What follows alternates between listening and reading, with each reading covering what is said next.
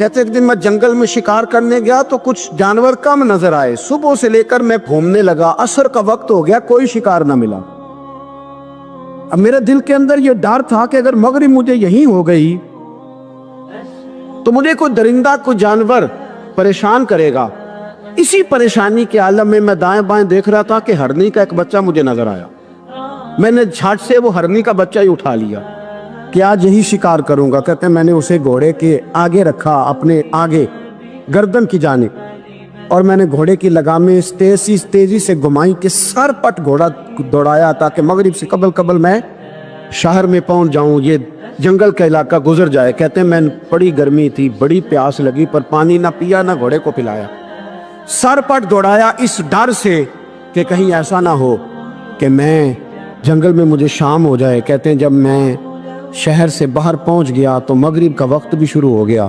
کہتے ہیں ابھی میں پہنچا ہی تھا، میں نے وہاں گھوڑے کو روکا، خود بھی پانی پیا، جانور کو بھی پلایا۔ کہتے ہیں ذرا میں نے آنکھ اٹھا کے دیکھا تو جس ہرنی کا میں بچہ لایا تھا وہ بھی دوڑتی ہوئی میرے پیچھے آ گئی۔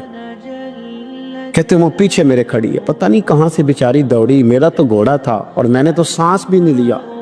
1.5 گھنٹہ 2 گھنٹے میں بھگاتا لایا اس جلدی میں کہ باہر آنا ہے۔ کہتے ہیں پلٹ کے دیکھا تو اس کی سانس پھولی ہوئی ہرنی کی اور للچائی نظروں سے مجھے دیکھ رہی ہے۔ دل کے ایک کونے سے آواز آئی کہ آج تو 2 شکار ہو گئے۔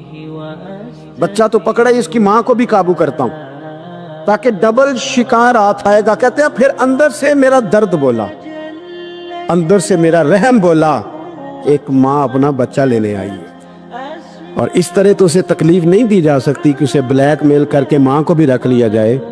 کہتے ہیں جب میں نے اس ہرنی کی طرف دیکھا تو اس کی نظروں میں سوال تھا، اس کی نظروں کے اندر سوال تھا، کچھ مانگ رہی تھی۔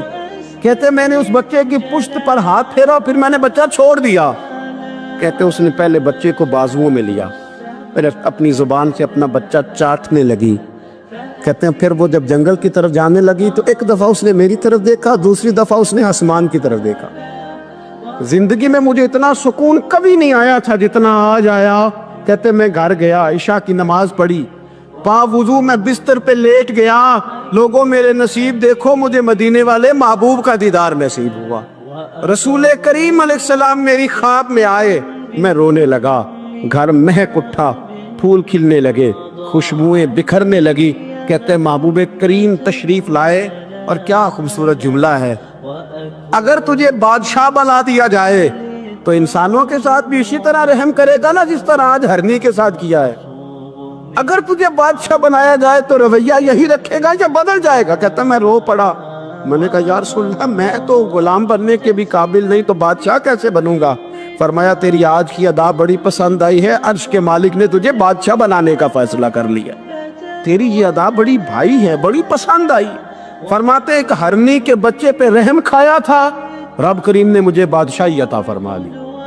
ہم نہ سیاست سے بادشاہی لینا چاہتے، سیاستدانوں کے اپنی جیب سے اشتہار چھپوا کے بادشاہی لینا چاہتے، ڈیرا بنا کے بادشاہی لینا، نہ بادشاہی تو رحم کرنے سے ملتی، بادشاہی تو شفقت کرنے سے ملتی، بادشاہیاں تو اللہ کی مخلوق سے پیار کرنے سے ملتی۔ وہ شخص کہتا ہے کہ میرا ظرف یہ تھا کہ 4-5 دینار ملیں گے، تو امام حسین فرمانے لگے تھوڑی دیر بیٹھ جا، رزق آ رہا ہے۔ تو امام حسین کو حکومت وقت کی طرف سے 5 تھیلیاں ملی، جس میں ایک تھیلی میں 500 اشرفیاں تھیں، 5 تھیلیاں آئیں، لیکن اس کو آنے میں ذرا دیر ہو گئی۔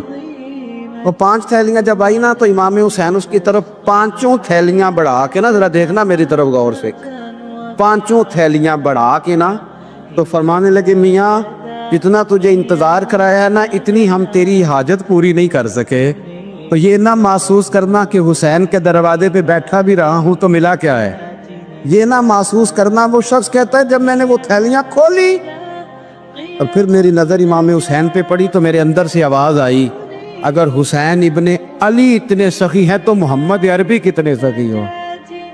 اگر یہ معیار ان کا ہے، ان کا یہ معیار ہے، اور خود بھیک دیں خود ہی کہیں منگتے کا بھلا ہو، خود کہنے لگے جتنا انتظار کرایا ہے اتنی تیری مدد کر سکے، یہ سخاوت کا معیار تھا، یہ طریقہ تھا۔ ایک دفعہ سیدنا امام حسین رضی اللہ تعالیٰ عنہ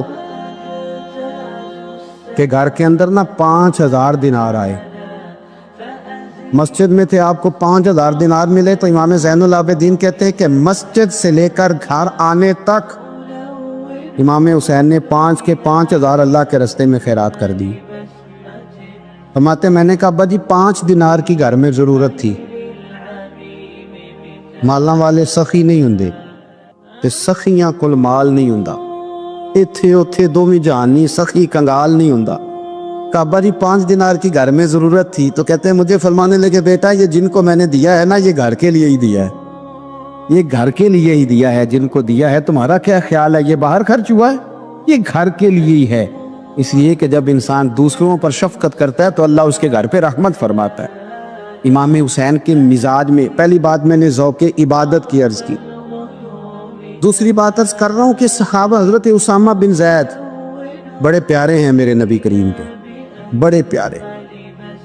حضرت اسامہ بن زید کے بارے میں سیدہ عائشہ صدیقہ فرماتی ہیں ان کے ناک سے اگر ریٹھ نکلتی تھی تو اللہ کے رسول اپنے دست مبارک سے صاف کر دیتے تھے، اور سرکار فرماتے تھے کہ اگر اسامہ لڑکی ہوتا نا، ان کے غلام کے بیٹے تھے حضرت زید بن عامر، اگر یہ لڑکی ہوتا میں اسے زیور پہناتا۔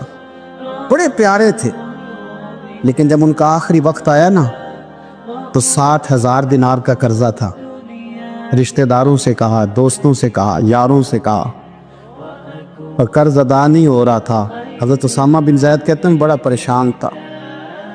جب حد ہو گئی نا تو حضرت اسامہ بن زید فرمانے لگے جاؤ کوئی حسین ابن علی کو خبر کرو، ان سے کہو میں نا غلام ہوں آپ کے نانا کا، مقروض دنیا سے چلا گیا تو کیا بنے گا۔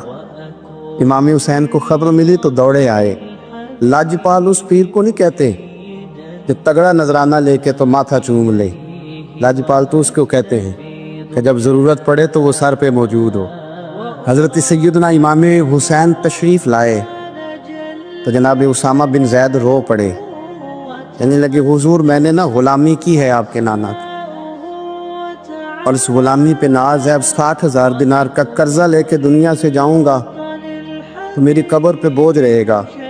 امام حسین خادم کو بھی کہہ سکتے تھے جاؤ گھر پیسے پڑے ہیں لے آؤ، امام حسین خود گئے، چادر روڑ کے تو اس کی اوٹ میں بکل میں 60,000 دینار چھپا کے لائے، اور جناب اسامہ بن زید کے سامنے رکھ کے کہنے لگے اسامہ یار پیسے رات کو ہی آئے تھے، میں سوچ رہا تھا مجھے تو ضرورت نہیں، اللہ نے کس کا نصیب میرے گھر میں بھیج دیا، مجھے تو حاجت ہی نہیں تھی، اب پتہ چلا پیسے تیرے تھے، اللہ نے حسین کی ڈیوٹی لگائی ہے کہ جا کے دے آ۔ حضرت اسامہ بن زید رو پڑے، فرمانے لگے اللہ آپ کو بہترین صلہ عطا فرمائے۔ امام بڑا ہی پیار کرتے تھے، گھوڑے پہ جا رہے تھے، کچھ فقیر غریب لوگ بیٹھ کے روٹی کھا رہے تھے، کھا رہے تھے سڑک کے کنارے، تو امام زین العابدین فرماتے ہیں کہ جب امام حسین گزرے تو انہوں نے آواز دی حضور دل کرتا ہے ہمارے ساتھ بیٹھ کے روٹی کھائیں۔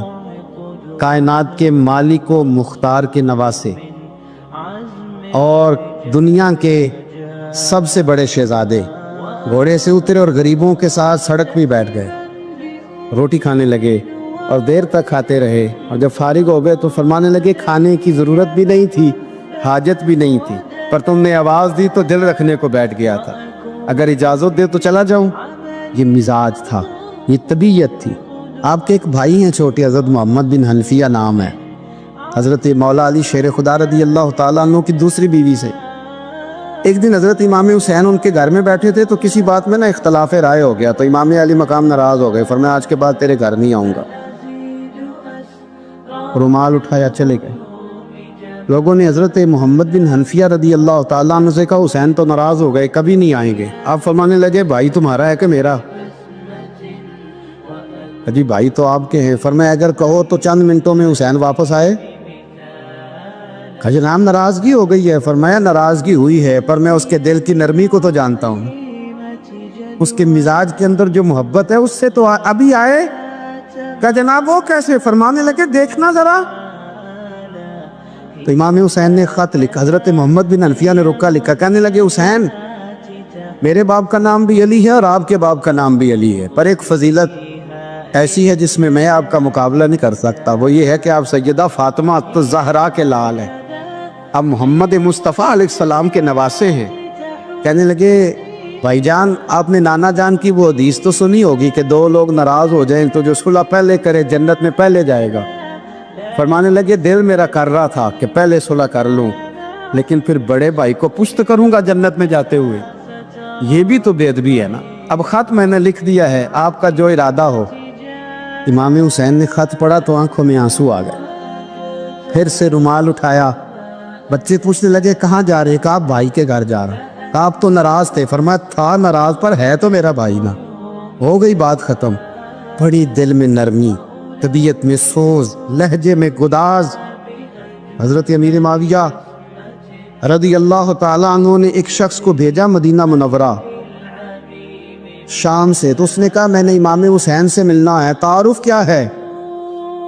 جناب امیر معاویہ فرمانے لگے مسجد نبوی میں جانا جس کے گرد لوگ سب سے زیادہ ادب سے بیٹھے ہوں، اور جس کی باتیں سب سے زیادہ میٹھی ہوں، اور جس کی نظریں سب سے زیادہ جھکی ہوں، اور جس کے چہرے پر تمہیں سب سے زیادہ وقار نظر آئے، وہی علی کے بیٹے حسین ہوں گے۔ جو سب سے زیادہ تمہیں وہاں ماحول کے اندر جو شخص نظر آئے، پوچھنے کی ضرورت نہیں پڑے گی۔ وہ شخص کہتا میں مدینے آیا تو میں نے واقعی ایک شخص کو دیکھا، شہد کے گرد مکھیوں کا اتنا ہجوم نہیں ہوتا جتنا امام حسین کے گرد رسول اللہ کے غلاموں کا ہجوم تھا، لیکن نظریں جھکی ہوئی، باتیں میٹھی، لہجہ گداز گداز، لفظوں میں رانائی، اور لوگ کئی باتیں پوچھتے تو علی کے صاحبزادے ایک کا جملہ بولتے تو لگتا یہ کہ وہ جملہ سیدھا دل میں اترتا چلا جاتا ہے۔ امام علی مقام کے کردار میں نہ کچھ باتیں بڑی زیادہ تھیں، بہت زیادہ تھیں، بڑا حسن تھا۔ ایک بات تو یہ تھی امام حسین رضی اللہ تعالیٰ عنہ کا علم و فضل بڑا کمال کا تھا۔ ایک دفعہ صحابہ میں مسئلہ بن گیا کہ بچہ پیدا ہوتا ہے تو اس کا وظیفہ کیسے لگانا ہے۔ امام حسین کا علم و فضل بتا رہا ہوں، علم و فضل، تو بات بڑی پیچیدہ ہو گئی۔ حضرت عبداللہ ابن زبیر کے پاس لوگ آئے، کہنے لگے کہ آپ بڑے صاحب علم و فضل ہیں، آپ نے حضور علیہ الصلوۃ والسلام کے ساتھ وقت گزارا ہے، تو مسئلے کو حل کریں کہ بچہ پیدا ہونے کے بعد حکومت اگر وظیفہ لگائے گی تو کب لگائے گی؟ جب بحث طول پکڑ گئی، مسئلہ حل نہیں ہوتا تھا، تو حضرت عبداللہ ابن زبیر کہنے لگے ہم سے نہیں حل ہوگا، ایک بندہ ہے جس کے سینے میں رسول اللہ صلی اللہ تعالیٰ علیہ وسلم کے نور نبوت کا فیضان ہے، وہ یہ مسئلہ حل کریں گے۔ تو کہا وہ کون سے؟ آپ فرمانے لگے جب ہم سے مسائل حل نہیں ہوتے تو ہم ان کے علم سے فائدہ اٹھاتے ہیں۔ کہا کون ہے؟ کہا جناب امام حسین۔ تو لوگ حضرت امام حسین کے پاس گئے، کہ حضرت یہ ایک مسئلہ الجھ گیا ہے کہ بچہ پیدا ہو تو وظیفہ کب لگانا ہے؟ فرمایا الجھنے والی بات ہی کوئی نہیں، پیدا ہونے کے بعد جب وہ پہلی دفعہ آواز نکالے تو اس کا وظیفہ لگا دو۔ اس کا مطلب یہ ہے کہ وہ دنیا میں آ گیا ہے، اس نے اپنے آنے کا اظہار کر دیا ہے، اعلان کر دیا ہے، اب اس کا وظیفہ لگا دو۔ تو اس پر پھر صحابہ کا اتفاق ہو گیا۔ امام حسین کے علم سے، فضل سے لوگ فیض اٹھاتے تھے۔ حضرت سیدنا امام حسین کی شہادت کے بعد حضرت عبداللہ ابن زبیر رضی اللہ تعالیٰ عنہ نے قاتلان حسین سے خطاب کیا اور فرمانے لگے اللہ کی قسم تم نے اس شخص کو شہید کیا ہے جو راتوں کو لمبے لمبے قیام کرتا تھا، اور تم نے اس شخص کو شہید کیا ہے جس سے میں دن میں جب بھی ملتا تھا تو وہ روزے سے ہوتا تھا۔ تم نے اس شخص کو شہید کیا جو قائم اللیل تھا، صائم الدہر تھا، اس شخص کو تم نے شہید کیا۔ آپ کو پتہ ہے کہ میدان کربلا میں جب 9 محرم کو ابن سعد نے امام حسین سے کہا کہ جنگ کرو اگر یزید کی بیعت نہیں کرنی، تو امام حسین نے فرمایا ایک رات کی مہلت دے دو، ایک رات کی مہلت دے دو۔ حضرت امام زین العابدین کہتے ہیں میں نے اپنے والد گرامی سے عرض کی کہ ابا جی آپ جہاد سے دور جانے والے تو ہیں نہیں، آپ تو جہاد سے پیار کرنے والے، اور یہ بھی پتہ ہے مجھے کہ یہ جنگ اب ہو کے رہے گی، تو ایک رات کی مہلت لینے کا معنی کیا ہے؟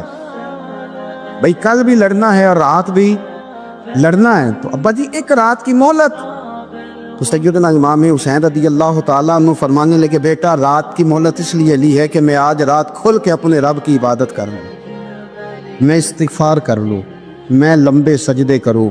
اور کہا زین العابدین تو جانتا ہے نا کہ مجھے نماز سے، تلاوت سے، دعا سے اور استغفار سے بڑا پیار ہے، رسول کریم علیہ السلام نے فرمایا، جامع ترمذی میں موجود ہے، فرمایا میں جا رہا ہوں پر تمہیں دو بڑی بھاری بڑی وزنی چیزیں دے کے جا رہا ہوں، صحیح ستہ کی روایت، دو وزنی چیزیں تمہارے بیچ چھوڑ کے جا رہا ہوں، اگر ان کو تھام کے رہو گے تو کبھی گمراہی تمہارے پاس نہیں آئے گی۔ یا رسول اللہ وہ کون کون سی؟ فرمایا ایک اللہ کی کتاب دے کے جا رہا ہوں اور دوسرا اپنا خاندان دے کے جا رہا ہوں۔ اگر اہل بیت نبوت کو تھامے رہو گے، ہمارے بزرگوں نے لکھا ہے کہ یہ جو حضور نے کتاب اللہ اور پھر اپنی اہل بیت کا تذکرہ فرمایا تو اس کا مطلب یہ ہے کہ تھیوری دیکھنی ہوئی تو قرآن دیکھنا، اور پریکٹیکل دیکھنا ہوا تو علی اور فاطمہ کو دیکھنا، حسن اور حسین کو دیکھنا، ان کو دیکھنا۔ نبی کریم علیہ السلام کے اہل بیت منارہ نور ہیں، ان کی محبت، ان کا پیار کیوں بھلا؟ اس لیے کہ یہ وہ خوبصورت لوگ ہیں جن کو خود میرے نبی پاک نے تراشا ہے۔ ان کی سیرت میں جتنے رنگ ہیں وہ رسول کریم نے خود بھرے، ان کی ایک ایک بات کا خیال نبی پاک نے رکھا ہے، حضور نے از خود انہیں اپنی صحبت عطا کی ہے۔ زیادہ دور نہیں تھا سیدہ فاطمہ کا گھر، مسجد نبوی کے ساتھ تھا، اللہ کے رسول دن میں 2 دفعہ جایا کرتے تھے۔ پھر بھی کبھی کبھی فرماتے، فاطمہ میرا دل کرتا ہے آج میں رات تیرے گھر میں قیام کروں، تو سیدہ فاطمہ زہرا فرماتی ہیں کہ آمنہ کے لال اس طرح بھی میرے گھر میں قیام کرتے تھے کہ حضور چارپائی پہ لیٹتے تھے تو ایک کندھے پہ امام حسن کا سر ہوتا تھا اور دوسرے پہ امام حسین کا سر اقدس ہوتا تھا، اور فرماتی ہیں رات کو کبھی حسنین کریمین دودھ مانگتے تو میں اٹھتی دودھ دینے کے لیے، تو حضور فرماتے لیٹ جاؤ آج میرے ساتھ سوئے ہیں تو دودھ بھی میں ہی پلاؤں گا، تو محبوب اٹھتے ان کے لیے دودھ لاتے برتن سے نکال کے، حضور نے انہیں وقت دیا اور پھر ان کی چھوٹی چھوٹی چیزوں کا خیال رکھا۔ صحیح بخاری میں موجود ہے، تربیت پر توجہ دی۔ امام حسین تشریف لائے، ابھی عمر مبارک 7 سال کے قریب تھی، مسجد نبوی میں صدقے کی کھجوروں کا ڈھیر لگا ہوا تھا۔ چھوٹا بچہ جو ہوتا ہے نابالغ، اس پر شریعت کے احکامات نہیں آتے، صدقے کی کھجوروں کا ڈھیر تھا مسجد نبوی میں۔ یہ تربیت ہے، یہ ٹریننگ ہے جو اللہ کے محبوب نے خود انہیں عطا فرمائی۔ صدقے کی کھجوروں کا ڈھیر تھا، امام حسین حضور کے ساتھ آئے تو امام علی مقام نے نہ ایک کھجور اٹھا کے منہ میں رکھ لی۔ شارحین نے لکھا ہے لگتا یہ ہے کہ کئی دنوں کی بھوک تھی، کیونکہ یہ فاقہ اہل بیت کا بڑا محبوب ہے، مجبور نہیں تھے، وہ تو خزانوں کے مالک تھے، پر غریبوں سے محبت کی وجہ سے فاقے کیا کرتے تھے، یہ ان کی پسند ہے فاقہ کرنا۔ تو ایک کھجور امام علی مقام نے رکھ لی تو اللہ کے رسول نے گلے میں انگلی ڈال کے نکال دی اور فرمایا حسین یہ صدقہ ہے، یہ میری اہل بیت کے لیے درست نہیں ہے۔ حضور نے خود تربیت کی، اور پھر سیدہ فاطمہ الزہرا نے نا اپنے بچوں کو تراشا، ان پر محنت کی۔ میں اکثر گزارش کرتا ہوں دوستوں سے، میں کہتا ہوں کربلا کا واقعہ کوئی حادثاتی نہیں ہے، اس کے پیچھے پوری ایک لاجک ہے، اس کے پیچھے پورا ایک فلسفہ ہے۔ ایسے ہی کوئی آدمی 3 دن بھوکا پیاسا رہ سکتا ہے؟ کسی آدمی کو صبح اس نے کھانا کھایا اور شام تک کھانا نہ ملے تو ٹانگیں کانپتی ہیں۔ رمضان المبارک میں عبادت کی نیت سے روزہ رکھنے والے بھی شام کو بڑے پریشان ہو جاتے ہیں، پر مسلسل 3 دن کھانا نہ کھایا جائے اور پانی نہ پیا جائے، اور حال یہ ہے کہ وہی آدمی تلوار لے کے میدان میں نکلے اور اس کی حالت یہ ہو کہ لوگ اس کی آگے دوڑنا شروع کر دیں، ہزاروں کی فوجیں تاب نہ لا سکے۔ علی کا گھر بھی وہ گھر ہے کہ جس گھر کا ہر ایک بچہ جسے دیکھو وہی شیر خدا معلوم ہوتا ہے۔ یہ کوئی آسان ہے؟ اس کے پیچھے پوری اس کے پیچھے فلسفہ ہے۔ امام راضی کی تفسیر کبیر دیکھیے گا، حضرت امام حسین کی وہ شخصیت تھی کہ مشکات میں حدیث ہے، نبی پاک صلی اللہ تعالی علیہ وسلم کی چچی جناب ام فضل صبح صبح گھبرائی حضور کی بارگاہ میں آئی، عرض کی یا رسول اللہ صلی اللہ علیہ وسلم آج میں نے عجیب خواب دیکھا ہے، میں ڈر گئی ہوں۔ حضور نے فرمایا چچی کیا دیکھا؟ عرض کی حضور میں نے کہا ہے کہ آپ کے وجود کا گوشت کا ایک ٹکڑا کٹ کے میری جھولی میں آ گیا۔ حضور یہ کیا ہے؟ تو محبوب خواب سن کے مسکرائے، فرمایا چچی یہ پریشانی والا خواب نہیں، یہ تو خوشی والا خواب ہے، اللہ فاطمہ کو بیٹا عطا کرے گا اور وہ تیری گود میں کھیلا کرے گا، چونکہ وہ میرے وجود کا ٹکڑا ہوگا لہذا خواب تجھے یہ آئی ہے۔ تو امام حسین پیدا ہوئے، امام حسن کی عمر ابھی 11 مہینے تھی، تو نبی پاک نے امام حسین کو جناب ام فضل اپنی چچی کی گود میں دے دیا کہ فاطمہ کے لیے دونوں بچے سنبھالنا مشکل ہوگا۔ وہ خواب اس طرح پوری ہوئی۔ امام حسین سے حضور نے بڑا پیار کیا، بڑی محبت فرمائی نبی پاک سے۔ کچھ حدیثیں میں نے جمعے میں عرض کی تھی حضرت ابو ہریرہ رضی اللہ تعالیٰ عنہ کہتے ہیں یہ واحد بچہ تھا حضور کے گھرانے کا کہ میں نے دیکھا کہ نبی پاک صلی اللہ علیہ وسلم بیٹھے تھے تو یہ حضور سے کہہ رہے ہیں، نبی پاک سے کہ نانا جی اٹھ کے کھڑے ہو. کہتے حضور کھڑے ہو گئے تو کہنے لگے میں نے آپ کے برابر جانا ہے. بچے جو مرضی ضد کر لیتے ہیں نا. قد چھوٹا تھا، عمر 7.5 سال تھی. کہنے لگے نانا میں نے برابر جانا ہے. تو نبی پاک صلی اللہ علیہ وسلم نے ہاتھ پکڑ لیے، فرمایا چل پھر ہو جا برابر. تو حضرت ابو ہریرہ کہتے ہیں انہوں نے حضور نے ہاتھ پکڑے، اوپر کھینچا تو امام حسین نے پہلے اپنے پیر حضور کے گھٹنوں پہ رکھے، پھر نبی پاک کے سینے پہ رکھے، اور جب ان کا قد سر تھوڑا سا حضور سے اونچا ہو گیا تو محبوب فرمانے لگے چل بس کر، تو نے تو کہا تھا آپ کے برابر ہونا ہے، تو اوپر نکل گیا ہے، چل بس کر. فرماتے پھر امام حسین نے زبان باہر نکالی تو محبوب ان کی زبان چوسنے لگے، پھر ساتھ لٹا لیا اور انہیں سونگھنے لگے. تو میں نے عرض کی حضور آپ حسین کو سونگھتے کیوں ہے؟ تو فرمایا ابو ہریرہ مجھے حسین کے وجود سے جنت کی خوشبو آتی ہے، مجھے حسین کے وجود سے جنت کی. ایک دن حضور گزر رہے تھے، اصل اس طرح تھا کہ یہ نبی پاک کا حجرہ تھا. جن لوگوں کو اللہ نے مدینے کی زیارت کرائی ہے وہ جان سکتے ہیں نبی پاک کا حجرہ تھا. تو حضور کے حجرے کی اس جانب یعنی مسجد کی جو بالکل سیدھ ہے اس کی بیک میں سیدہ فاطمہ رہتی. تو حضور اکثر میں نماز کے لیے جب نکلتے تو حضرت فاطمہ کے حجرے کے پاس سے ہو کر دوبارہ محراب میں جاتے. محبوب حجرے کے پاس سے گزرے تو امام حسین رو رہے تھے، تو حضرت فاطمہ نے کسی بات میں جھڑک دیا تو امام حسین رونے لگے. تو نبی پاک نماز کے لیے گئے تو واپس لوٹ آئے اور واپس تشریف لا کے کہا فاطمہ حسین کو کیا ہوا؟ عرض کی یا رسول اللہ تنگ کر رہے تھے میں نے ڈانٹ دیا ہے. کیا خوبصورت جملے ہیں حدیث پاک میں. سرکار نے فرمایا فاطمہ اس کو حسین کو نہ رونے نہ دیا کر، یہ جب روتا ہے نا تو میرے دل کو تکلیف ہوتی ہے. تو بی بی صاحبہ کہتی ہیں یہ حکم آیا نبی پاک کا میرے نا، پھر میں نے ڈانٹنا چھوڑ دیا. یہ ان کے فضائل تھے، ان کی تربیت خود نبی پاک نے فرمائی. پہلی بات تو یہ ہے کہ نبی پاک نے دعا مانگی تو یا اللہ میرے گھر والوں کو زیادہ روزی نہ دینا، انہیں ایک وقت روٹی دینا، ایک وقت کی بھوک دینا. یہ جو 10 دن کربلا میں انہیں ٹینشن نہیں نہ ہوئی، انہیں عادت تھی فاقہ کرنے، انہیں 3 دن وصلی روزے رکھنے کی عادت تھی. پہلی بات. دوسرا یہ کہ جہاد کی تربیت حضور خود کراتے.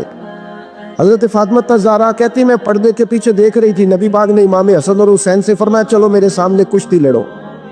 تو دونوں حضرات آپس میں جب کشتی لڑنے لگے تو نبی پاک نا امام حسن کو کہتے حسن حسین کو ٹانگوں سے پکڑو، حسن حسین کو پیچھے سے پکڑو. جب نبی پاک بار بار امام حسن کو بتا رہے تھے تو سیدہ پیچھے سے بول پڑی، کہنے لگی یا رسول اللہ آپ چھوٹے کو بتائے آپ بڑے کو بتا رہے. بڑا تو پہلے 11 مہینے بڑا ہے تو آپ چھوٹے کو بتائے بڑے کو بتا رہے. تو فرمایا فاطمہ تو چپ کرنا، جو میں دیکھ رہا ہوں تو نہیں نہ دیکھ رہی، ایک کو میں بتا رہا ہوں دوسرے کو جبریل امین بتا رہے ہیں. لیکن اس کے ساتھ ساتھ امام حسین رضی اللہ تعالیٰ عنہ کا جذبہ جہاد، امام حسین کی استقامت.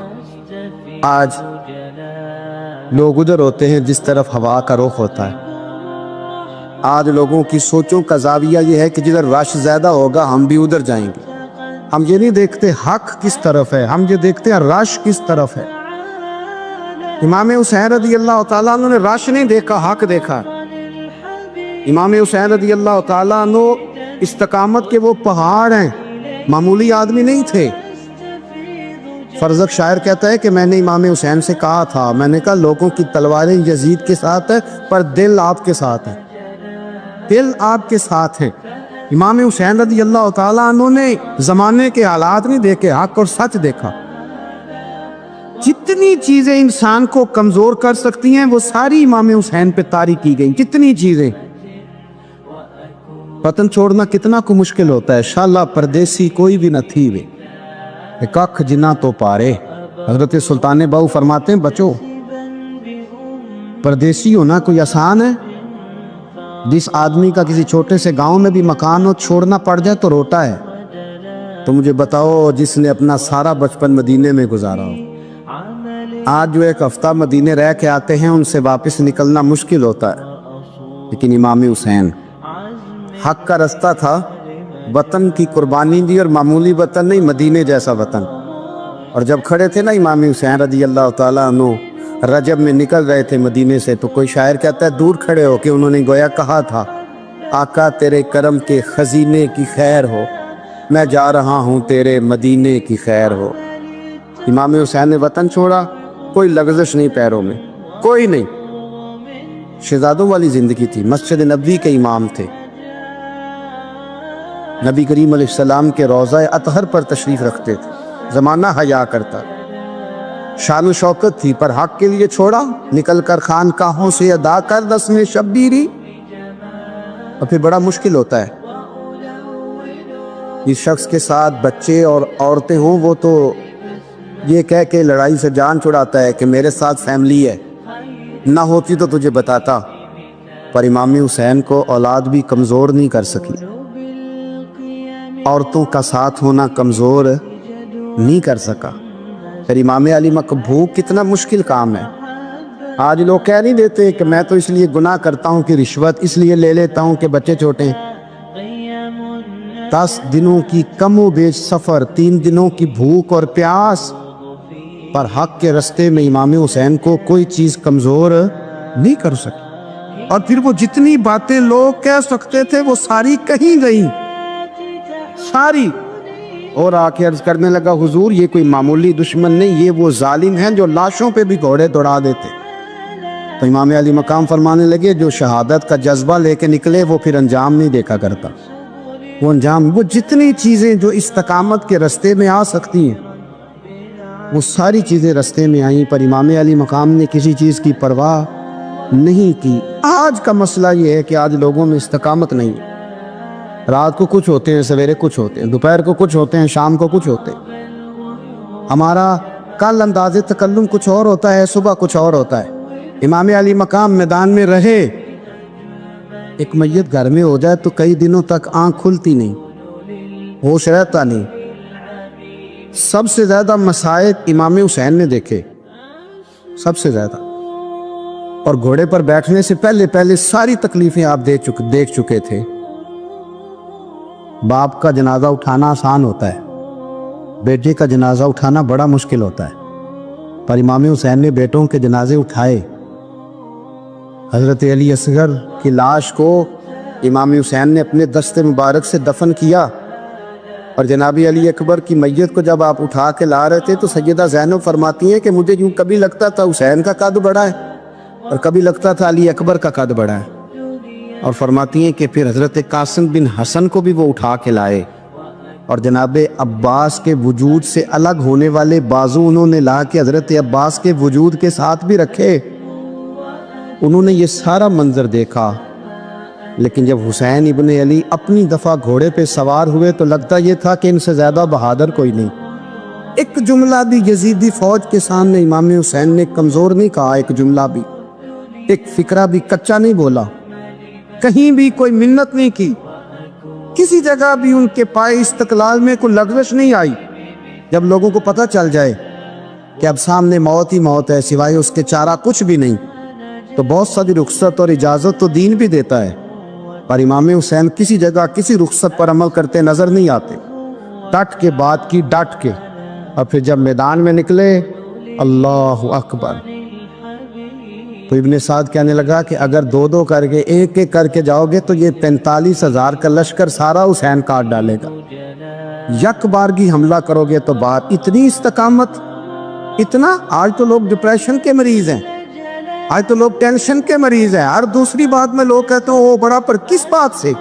مطلب کیا آپ نے زندگی میں صرف جاب نہیں مل رہی، صرف بیماری آ گئی، صرف خرچہ نہیں گھر میں بڑا، کس بات کا ڈپریشن؟ امام حسین کی زندگی بتلاتی ہے کہ وہ لوگ بھی کوئی دنیا میں کمال حاصل کر سکتے ہیں جو چھوٹی چھوٹی بات پہ روتے ہیں۔ مال بھی ہے، جوانی بھی ہے، گھر بھی ہے، مکان بھی ہے، بچے بھی ہیں، عزت بھی ہے، صرف پیسے نہیں۔ اور انسان ہے کہ آنکھیں نہیں کھل رہی، وہ سمجھتا ہے میں کسی کام کا ہی، فقط پیسے نہیں بس۔ او خدا کے بندو، امام علی مقام نے فرمایا سارا کچھ لٹا کے بھی جو میدان میں کھڑا رہے اسے حسین ابن علی کہا جاتا ہے، اسے حسین ابن علی کہا جاتا ہے۔ حسین ابن علی کی شان رفت کوئی کیا جانے، حسن جانے، علی جانے، نبی جانے، خدا جانے، کون جانے امام علی مقام کا معیار۔ تو امام حسین رضی اللہ تعالیٰ عنہ کی زندگی ہمیں بتاتی ہے کہ ذوق والی عبادت کرو، امام حسین کی زندگی ہمیں بتاتی ہے کہ جب تم سخاوت کرو تو پھر اپنی حیثیت سے بڑھ کر کرو، اور امام حسین کی زندگی ہمیں بتاتی ہے کہ دل میں کسی کے لیے کوئی بات نہ رکھو، صلح کرنے میں پہل کرو، محبتیں کرنے میں آگے بڑھو، اور امام حسین کی زندگی